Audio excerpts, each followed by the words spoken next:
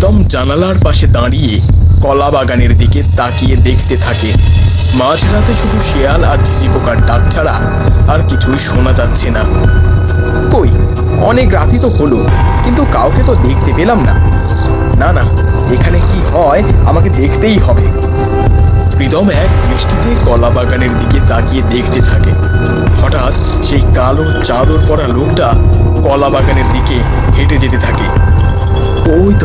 ওই তো সেই লোক। আজ আমাকে দেখতেই হবে। কে এই লোক? কেন সে আমার সামনে আসছে বারবার? কি চাই সে আমার কাছে?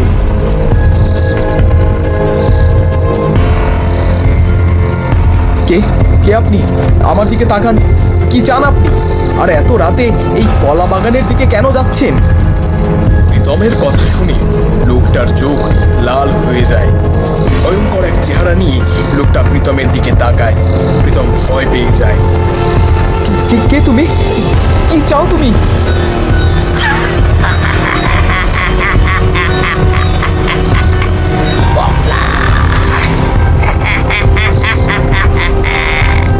বদলা চাই আমি আমার মৃত্যুর বদলা চাই।